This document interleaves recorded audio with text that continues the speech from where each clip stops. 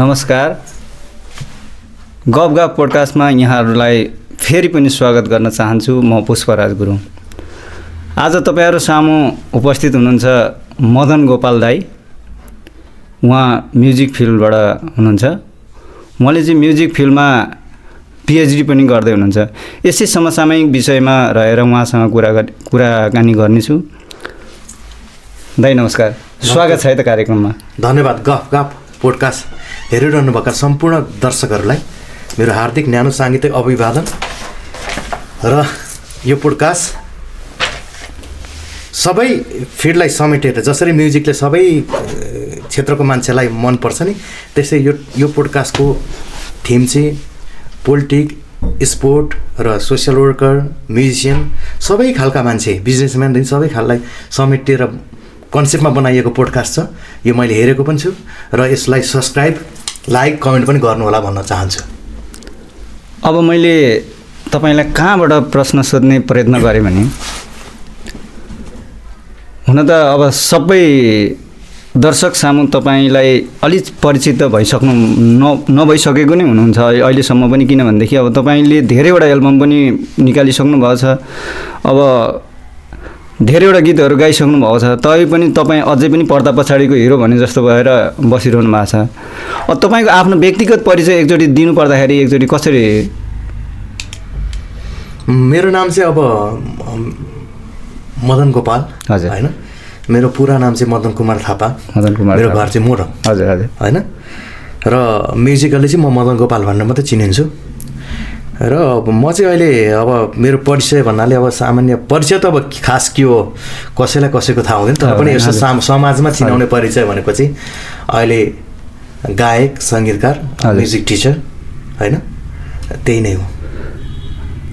अहिले अब तपाईँले म्युजिक नेपालमा चाहिँ टिचिङ पनि गरिरहनु भएको छ। म्युजिक नेपालको नेपाल म्युजिक सेन्टर लगायत हजुर केही स्कुलहरूमा मैले टिचिङ गरिरहेको छु। अनि नारायण गोपाल सङ्गीत कोषमा पनि म टिचिङ गरिरहेको छु। ए हजुर।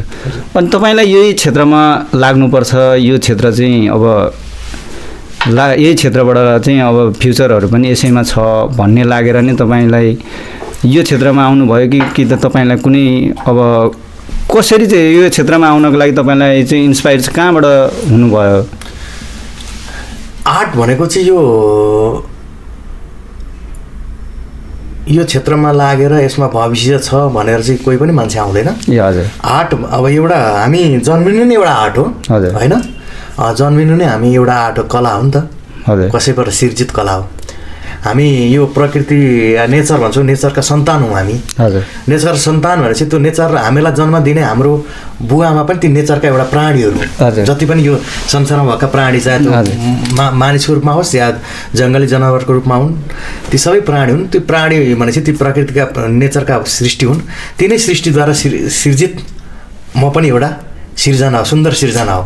र पर्टिकुलरली अब समाजमा चाहिँ अब आइडेन्टिटी गराउनलाई बुवा आमा, अब होइन, आफन्त यसरी गाउँठाउँ भन्ने चलन छ, त्यो आफ्नो ठाउँमा छ।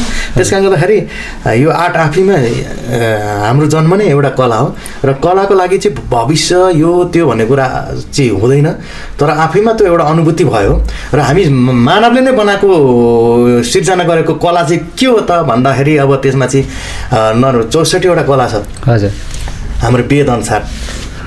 64 कला मध्ये नै 5वटा कलालाई चाहिँ उत्कृष्ट कला मानिएको छ। ए हजुर। त्यसमध्ये सङ्गीत कला सर्वश्रेष्ठ कला हो, होइन।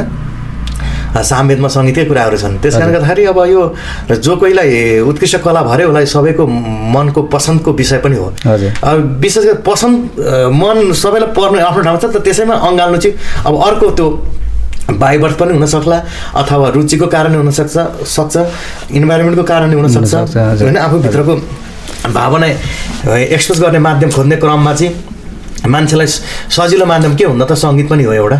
त्यस कारणले गर्दाखेरि यो फ्युचर भन्दा पनि कलालाई नै रेस्पेक्ट गर्दै आयो। र फ्युचर अब गर्दै जाँदाखेरि यसमा अब यो समाजमा आधारहरू प्रशस्त छन् भविष्य सुनिश्चित गर्नलाई कलाको माध्यमबाट पनि। भविष्य सुनिश्चित गर्नको लागि केही सङ्घर्षहरू चाहिँ गर्नु नै पर्छ भन्ने नै सङ्घर्ष त सबैमा छ होइन हजुर। हामी जन्मिँदै पनि एउटा सङ्घर्ष गर्नु जुनै सेक्टरबाट गए पनि सङ्गीतको फिल्डबाट होस् जुनैसुकै फिल्डबाट जाँदाखेरि पनि एक एकवटा सङ्घर्ष चाहिँ गर्नु नै पर्छ यो गर्नुपर्छ प्रकृतिमा त्यही त त्यो नेचरको ल भन्छ नि त्यो प्रकृतिमा चाहिँ एउटा हामीले जन्मिँदा चाहे पेटभित्र पनि हामीले सङ्घर्षै गर्नुपर्छ हजुर हजुर आमाको पेटभित्र पनि होइन अनि पेट बाहिर निस्के पछाडि सङ्घर्षै गर्नुपर्छ बाँच्नको लागि होइन त्यस कारणले गर्दाखेरि सङ्घर्ष त छ त्यो यो सङ्घर्ष सामान्य नै लाग्छ मलाई त त्यो मान्छेले सङ्घर्षको कथा चाहिँ अब स्याड स्टोरी बनाउने होइन रुनाधुना गर्ने त्यो आफ्नो ठाउँमा छ तर मलाई लाग्छ ती सबै सङ्घर्षका एउटा पार्ट हुन् एउटा समाजमा देखिरहेको भन्दा एउटा निम्न लेभलको सङ्घर्षलाई चाहिँ मान्छेलाई प्रायोरिटी दिने मिडियम लेभलको सङ्घर्षलाई थोरै अलिकति कम प्रायोरिटी दिने अनि अब हाई लेभलको सङ्घर्षलाई चाहिँ प्रायोरिटीमै नराख्ने त्यो कहिलेकाहीँ अब बार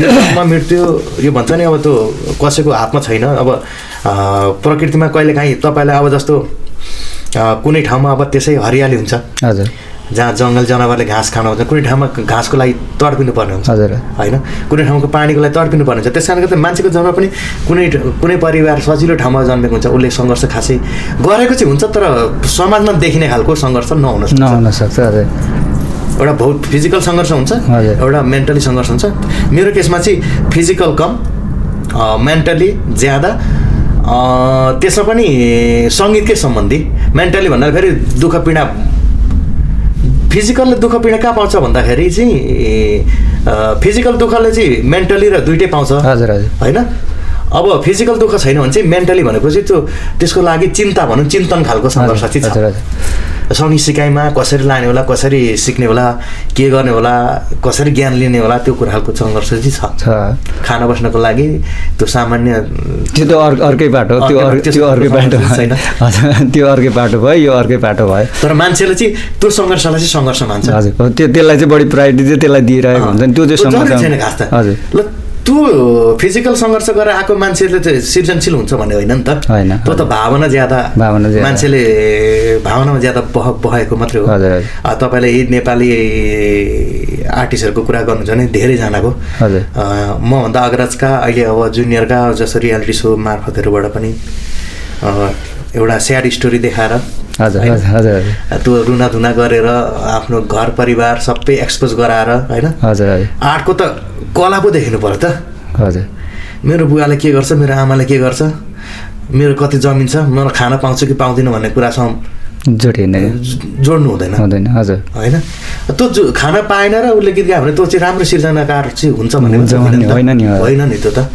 सम्बन्धित विषयवस्तुको ज्ञान चाहिँ कति छ सम्बन्धित विषयवस्तुमा ज्ञान नभए भने उसले कसरी एडप्ट गरेछ र कसरी ऊ एक्सपोज गरिरहेछ त्यो चाहिँ कुरा इम्पोर्टेन्ट हो र त्यो ज्ञानै नभए पनि फेरि कला अँगाल्न मिल्दैन भन्ने कुरा चाहिँ हुँदैन कला सबैलाई अँगाल्न अघि भनिसकेँ हाम्रो जन्म नै एउटा आर्टिस्टिक बर्थ हो त्यसरी सब तपाईँ पनि कलाकार हो मैले 64 कलाभित्र पर्नुहुन्छ हामी अब म चाहिँ सङ्गीत कला म पनि त्यो 64 भित्र चाहिँ म पनि पर्ने रहेछु सबैले 64 अँगालिरहेको हुन्छ कसलाई प्रायोरिटी दियो भन्ने कुरा हुन्छ हजुर हजुर 64 कला मात्रै सङ्गीत कला उत्कृष्ट छ त्यो उत्कृष्ट कलालाई चाहिँ मैले अँगालेर हिँडेँ त्यति मात्रै फरक हो हजुर हजुर अब तपाईँले धेरैवटा एल्बमहरू निकालिसक्नु भएको छ केही गीतहरू त हिट पनि भएको हो मेरै पालादेखिको मैले सुन्दै आउँदाखेरिदेखिको अब त्यो हुन त अब त्यति बेला त्यो गीत सुने पनि यो गीत कसले गाएको होला भनेर चाहिँ अब त्यसको खोजी निरी पनि त्यति गरिएन तर गीत चाहिँ धेरै नै चल्या हो तपाईँको यो जुन त्यति बेलाको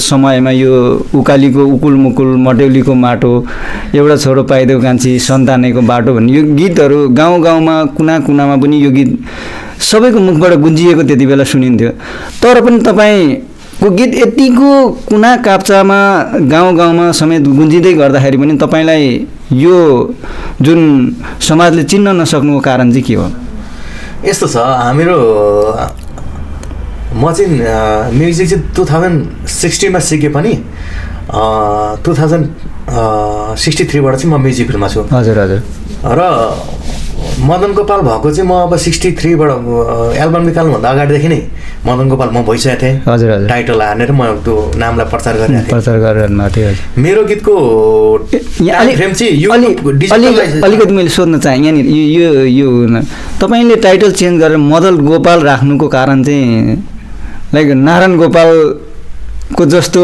त्यतातिरको गर्न लाग्नु भएको हो कि कस्तो कस्तो होइन अघि मैले भने हामी स्वतन्त्र छौँ हजुर हाम्रो जन्म स्वतन्त्र छ हजुर गणना स्वतन्त्रको आधारमा पनि स्वतन्त्र हुन्छ फिचर्स स्वतन्त्रता हुन्छ बानी स्वतन्त्रता हुन्छ कसैसँग म्याच खाँदैन त्यो कहिलेकाहीँ केही बानीहरू समीकरण इक्वल हुनसक्छ तपाईँ र मेरो थट होइन तर पनि हामी भिन्न हौँ होइन एउटै समाज भने हामी भिन्न थट छ हाम्रो भिन्न भिजन छ भिन्न प्लानहरू छ त्यस कारणले गर्दाखेरि यो गोपाल चाहिँ खास चाहिँ विराटनगरबाटै भएको 60 पछाडिदेखि नै भएको हजुर हजुर त्यहाँ एउटा खुब भजन एउटा अवधी भाषा भन्ने कि हिन्दी भाषा भन्ने जुन अब यो युपी बिहार र नेपालको धेरै 50% भागमा यो भजन चर्चित छ पहाडी भाग बाहेक हिमाली र पहाडी भाग बाहेक बाँकी तराई भागमा यो जुन हाम्रो हिन्दुजहरूमा चाहिँ विशेष गरी पुराणहरू लाउने चलनमा त्यसमा चाहिँ यो भजन खुब गाइन्छ यो युपी बिहारदेखि सबै ठाउँमा कस्तो टाइपको त्यो भजन छोटी छोटी गैया छोटे छोटे ग्वाल छोटी छोटी गैया छोटे छोटे ग्वाल छोटो स मेरो मदन गोपाल हरि छोटो स मेरो मदन गोपाल यो मदन गोपाल मदन अलरेडी थियो मदन गोपाल भने चाहिँ भगवान कृष्णको हजुर धेरै नामहरू मध्ये मदन पनि भगवान कृष्णकै नाम हो गोपाल पनि नाम हो काना पनि हो कृष्ण पनि हो विष्णु पनि कृष्णकै नाम हो होइन यस्तै यस्तै धेरै छन् नि त नामहरू कृष्णको जस्तो भगवान शिवको पनि धेरै नामहरू छन् होइन त्यस कारणले गर्दाखेरि यो मदन गोपाल चाहिँ तीबाट हो यो नारायण गोपाल ज्यूसँगको रिलेसन छैन हामी नारायण गोपाल ज्यूको फलोअर्स पनि होइन किनभने हामी जन्मेको समय चाहिँ अलिकति पछाडि भएकोले धेरै ग्याप नि हो नारायण गोपाल ज्यूहरूको फलोअर्स छैन होइन अब मैले तपाईँलाई त्यहाँनिर हामीले जुन त्यो प्रसङ्गमा जाँदै थियौँ तपाईँलाई अब मैले यतिको चर्चित व्यक्ति जुन अब तपाईँ त एउटा म्युजिकको त विद्वानै भन्नुपर्छ तर यतिको भएर पनि तपाईँलाई अलिकति समाजले चाहिँ चिन्न नसक्नुको यो चाहिँ सिङ्गर यस्तो खालको मान्छे हो यस्तो खालको हो यो सिङ्गर भनेको भनेर चाहिँ चिन्न नसक्नुको कारण चाहिँ के होला जस्तो लाग्छ तपाईँलाई यस्तो लाग्छ अब जे कुराको नि हामीले 3 कालखण्ड 3 भागमा विभाजन गर्ने चलन छ हजुर यो सृष्टिलाई पनि प्राचीन काल मध्यकाल आधुनिक काल भने जस्तै हाम्रा दर्शक श्रोताहरू पनि एउटा अब ग्रास लेभलको मिडल लेभलको हाई क्लास लेभलको चलन हुन्छ होइन अब हामीले चाहिँ कस्तो भने त्यो समुदाय कहाँ छ नि त ग्रासमा चाहिँ ज्यादा छ होइन त्यो भिड हजुर म चिनेकै छु तर भिडले चिन्यो चिनेन चिन्दा नचिन्दा चाहिँ चिन्दा चाहिँ राम्रै कुरा हो नराम्रो कुरा त होइन होइन चिनेन भने पनि खासै माने राख्थेन र मलाई अनि म चिनिनलाई कोसिस गरेँ कि गरेन मेरो पनि तर्फको कस्तो भूमिका आफ्नो पनि कस्तो भूमिका रह्यो अनि म इस्टाब्लिस हुने समयमा चाहिँ टेलिभिजन र केही एफएम रेडियो नेपाल मात्रै थियो नि त हजुर हजुर त्यो बेला तपाईँले भनेको अब रिपिट गरेर हेरेर पाउनुहुन्न थियो मेरो गीत तपाईँले कि रेडियोबाट सुन्नुभयो कि टेलिभिजनबाट सुन्नुभयो हामीले त्यति बेला रेडियो होइन नाम पढियो पढिएन थाहा छैन हाम्रो अन्तर्वार्ता व्यक्तिगत कम हुन्थ्यो त्यो बेला एकदम रेडियोमा दिँदा अन्तर्वार्ता टिभी फोटो देख्ने कुरा भएन हजुर सबै टिभी पनि सीमित टिभीमा अन्तर्वार्ताको लागि हामी योग्य हुन्थ्यौँ हुन्नथ्यौँ हजुर हजुर बोलाउँदै त्यसले पनि फरक पार्थ्यो हजुर झुकेर एउटा बोलाइहाल्यो भने त्यो एकचोटि प्रसारण भएपछि सिद्धि त्यो कुनै डिजिटलाइजेसनमा आर्काइभ हुँदैन थियो हजुर हजुर त्यो सीमित ठाउँमा चाहिँ अब धेरै अनि अहिले पछिल्लो समय चाहिँ के छ भने एउटा युट्युबरले पनि आर्टिस्ट बनाउने हैसियत राख्दो रहेछ मतलब कतिजनाले युट्युबरले गाउँबाट स्टोरी क्रिएट गरेर पनि आर्टिस्ट बनाएको छ तर त्यो गलत प्रक्रिया हो होइन गलत प्रक्रिया नै हो त्यसलाई आर्टिस्ट बनाउने भन्दा पनि त्यसलाई चाहिँ कलाको ज्ञान सम्बन्धित विषयको क्षेत्रमा चाहिँ अध्ययन गराउन लागि चाहिँ पढाउनको लागि चाहिँ फोर्स गर्नुपर्नेमा उनीहरू चाहिँ कमर्सियल आर्टिस्ट बनाउनलाई उनीहरूको पनि एउटा बिजनेस पोइन्ट अफ भ्यूले अब भ्युज जान्छ होइन त्यसलाई सेल गरिरहेको पनि होला त्यस कारणले गर्दाखेरि मलाई लाग्छ चिन्नेले चिन्नु भएको छ होइन सबैभन्दा राम्रो ठुलो कुरो चाहिँ के छ भने जो म्युजिकमा अलिकति कन्सियस हुनुहुन्छ उहाँलाई चिन्नुहुन्छ अनि मिडियालाई चिनेकै छ अनि ठिकै छ अब पब्लिकमा पनि अब त्यस्तो अब गीत त मेरो त सिर्जना गयो भइहाल्यो नि मलाई किन चिन्नु पर्यो तपाईँले जस्तो मलाई प्रत्यक्ष नदेखि गीत त थाहा थियो नि त्यही नै ठुलो कुरो हो सायद अब त्यही हो मेरो गीतहरू धेरै अब तल्लो लेभलको दर्शक श्रोतामा नि मेरो गीतहरू छ होला कानमा गुन्जेको छ होला तर मलाई व्यक्तिगत रूपमा नचिने पनि त्यो समस्या भएन ठिकै छ त्यो मेरो पनि कमजोरी हुनसक्छ होइन यस्तो अब अलिकति त्यति बेलाको हकमा हेर्दाखेरि अलिकति मिडियाको ऊ पनि अलिकति कम नै थियो, मिडियाको एक्सेस कमै थियो, त्यो भएको कारणले गर्दाखेरि पनि सबै उसमा पुग्न सक्नु भएन, त्यो कारणले पनि हो। अबका दिनहरूमा त अब तपाईँको अहिले त अब युट्युबरहरू पनि धेरै नै निक्लिसके, अब सबैले अब त्यस्तो अब तपाईँभन्दा पछाडि आएको अहिले भर्खर रिसेन्टली आउनेहरूले पनि अब तपाईँको धेरै अब नाम कमाइसकेको देखिन्छ नि त। अब आजभन्दा 1-1.5 वर्ष अगाडि चाहिँ यसो गीत गाउन थालेकाहरू अहिले कहाँसम्म पुगिसक्यो, उनीहरूको नाम अब उनीहरूको प्रतिष्ठा समाजमा अब नचिन्ने कोही पनि नभएको पनि त्यस्तो खालको व्यक्तिहरू पनि देखिसक्यो नि त हामीले। किनभने यो काम भनेको यो मिडियाको पनि एउटा ठुलो हात रहेछ भन्ने नै। प्रतिष्ठा मात्रै होइन, नेपालमा त अस्ति मैले स्ट्याटस नै हालेको थिएँ नि। हजुर, सबैभन्दा संसारको सबैभन्दा सम्राट सम्राज्ञी स्वर किन्नरी कुनै के सम्राट के सम्राट यो सम्राट त्यो सम्राट भएका कलाकारहरू जन्मिसके। त्यो त अब भन्न खोजेको त्यस्तो अवस्था छ। त्यो चाहिँ कसले दियो त सम्राट उपाधि भन्ने कुरा पनि हुन्छ कि। यहाँ त अहिले सम्राटकै कुरा गर्नुहुन्छ, 10-12 जना त सम्राटै छ। स्वर सम्राट पनि स्वर सम्राट भयो, अनि बाँकी पनि सम्राटै छन् यहाँ 10-12 जना। अनि स्वर किन्नरी तारादेवी, स्वर सम्राज्ञी अरुणा लामा, अनि बाँकी पनि यहाँ अहिलेका पुस्तासम्म सबै सम्राज्ञी नै छन्। अनि म त कहिलेकाहीँ त जे आफूलाई लक्की फिल छ सबै सम्राट जेस हामी जेस धेरै राजा रानीहरू भएको सङ्गीत क्षेत्रको देशमा छौँ, मलाई प्राउड फिल लाग्छ कहिलेकाहीँ। त्यो कसले दियो किन दियो भन्ने कुरा चाहिँ बुझ्नु पर्दैन। लिने मान्छेलाई लाज हुँदैन, दिने मान्छेलाई लाज हुँदैन। खोइ त यो शिक्षा। हजुर, एउटा गीत चल्यो सम्राट, दोहोरी गाउने पनि सम्राट हुन्छ। दोहोरी गाउने त जम्मा नेपाली सङ्गीतको लोक सङ्गीतको एउटा अंश, झिनो अंश हो। दोहोरी गाउनेमा पनि सम्राट छ नि सर, दोहोरी सम्राट नै छन् नि। दोहोरी सम्राट, लोक सम्राट छन्। लोक भनेको के त? लोक। हजुर, नेपालको लोकगीत गाउनेले कतिवटा लोकगीत चाहिँ नेपालमा कतिवटा भाषा 121 भाषा छ। हजुर, लोक सम्राट भनेपछि 21वटा भाषा 21वटा संस्कृति छ। हजुर, 21वटा सङ्गीत छ, त्यसमा 21वटा चाडपर्व छ, त्यहाँ 121वटा चाडपर्वहरू छ। उनीहरूको आफ्नो आफ्नो जाति भएपछि फरक ल्याङ्ग्वेज हुनु, फरक रहन्छन् भयो। अनि तिनीहरूले त्यो समेटेको छ नि त। जब एउटा भेगको गण्डक अञ्चलको एउटा भेग दोहोरी गाउँदा त्यो सम्राट, अनि देउडा गाउँदा सम्राट, सबै सम्राटै सम्राट छ यहाँ। त्यस्तो चाहिँ म चाहिँ सम्राट, म चाहिँ म्युजिकको रिकुटै हो। रिकुट भन्छ नि पुलिसको कि के, त्यो सैनिक मलाई त्यही नै ठिक छ, त्यही नै ठिक छ मलाई। त्यो पद चाहिएन तपाईँलाई, सम्राट चाहिएन, रिकुटै ठिक छ मलाई।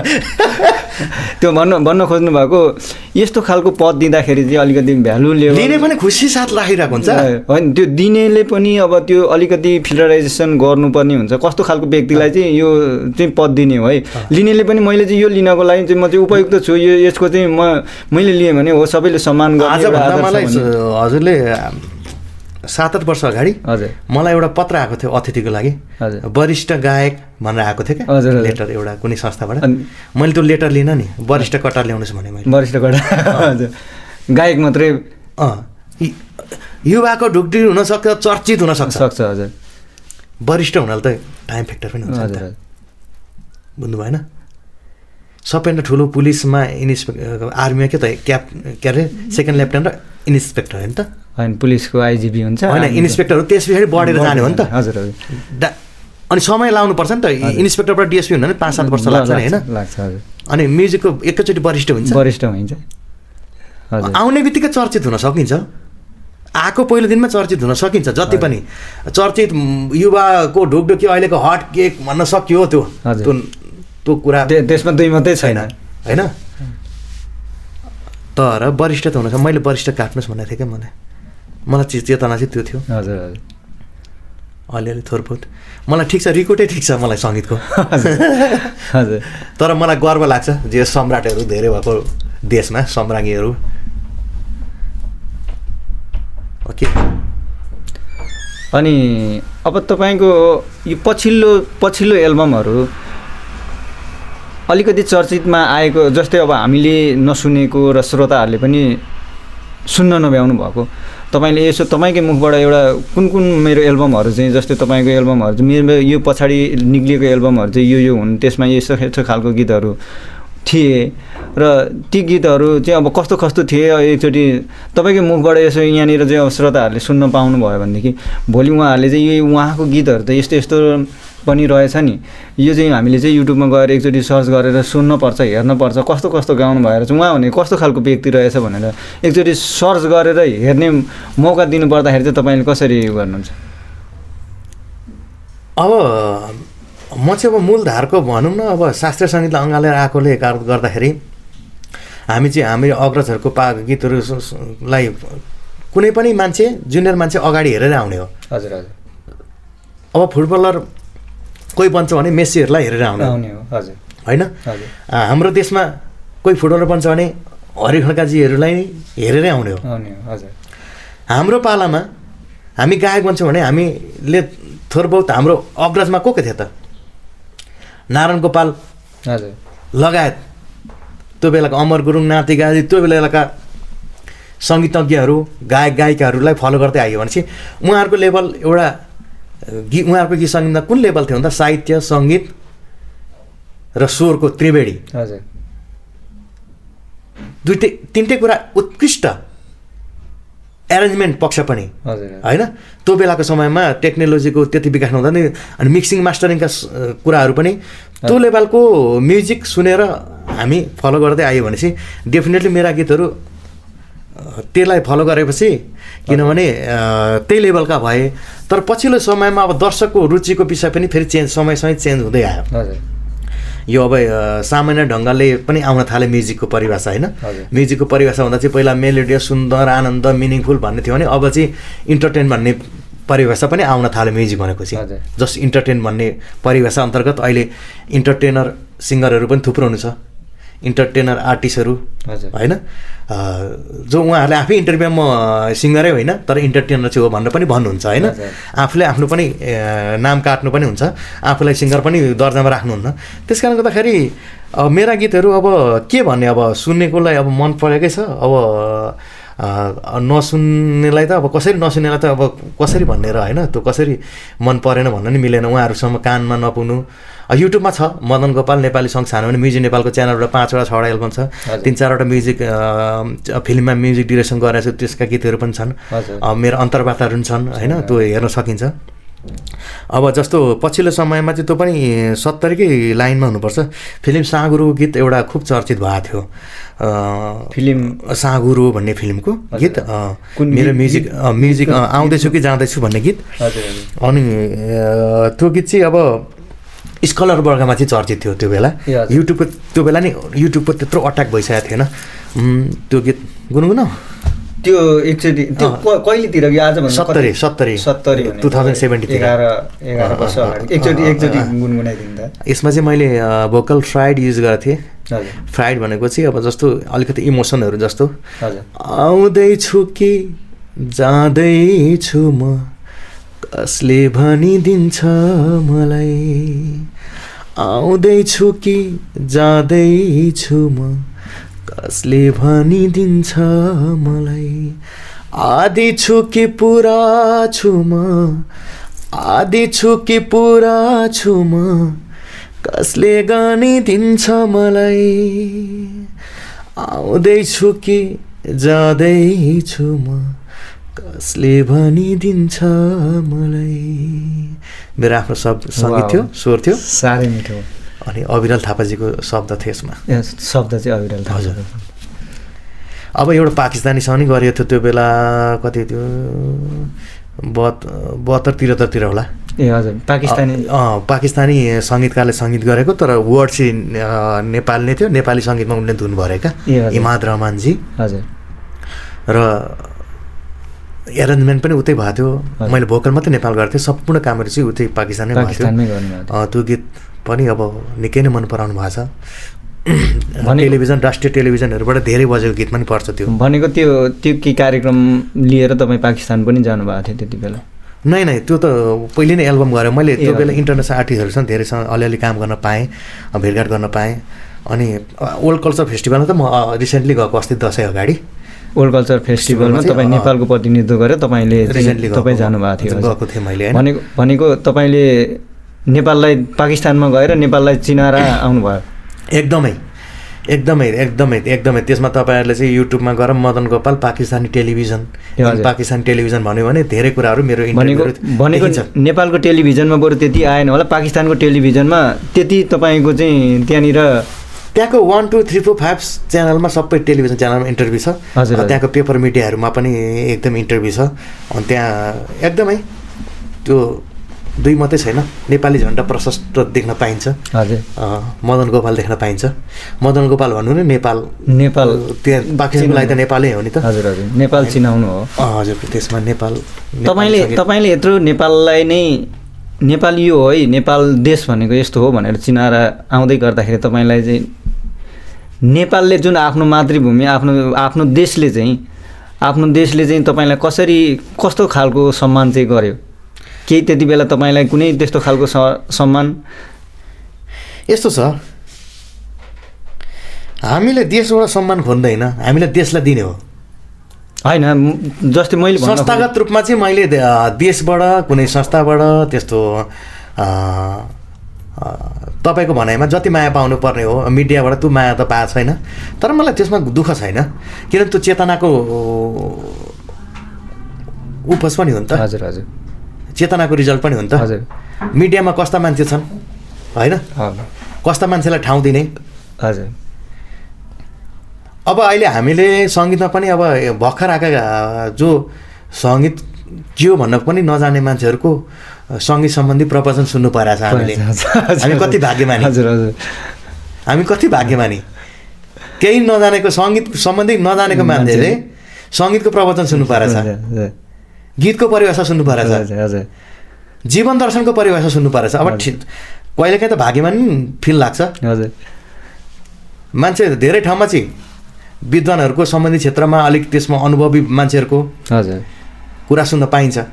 हाम्रो चाहिँ भर्खर आउँदै गरेका मान्छेहरूको चाहिँ कुरा सुन्न पाउनु भनेको त्यो चाहिँ एकदमै भाग्यमानी नै एज अ सिनियर। हजुर, किनभने सिनियरले चाहिँ जहिले पनि जुनियरलाई माया गर्नुपर्छ नि त। हजुर, होइन, बुवा आमाहरू पनि चाहिँ छोराछोरी प्रति चाहिँ खुसी भए जस्तै मलाई कहिलेकाहीँ उनीहरू एउटा कुरा चाहिँ यहाँ कमजोरी लाग्छ, नबुझ्दा त यति राम्रो बोल्न खोज्छन् भने यिनीहरूले सिक्नेतिर चाहिँ ध्यान दिएदेखि यिनीहरूलाई अलिक नेपाली म्युजिकलाई अलिक राम्रो ठाउँमा अझै लान्थ्यो कि भन्ने चाहिँ लाग्छ क्या। त्यो चाहिँ भ्याकुम देख्छु म खाली है।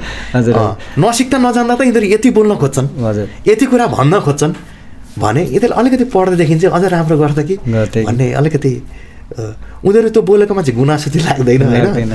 शुभेच्छा यस्तो हुन पाए हुन्थ्यो कि भन्ने चाहिँ लाग्छ क्या मलाई।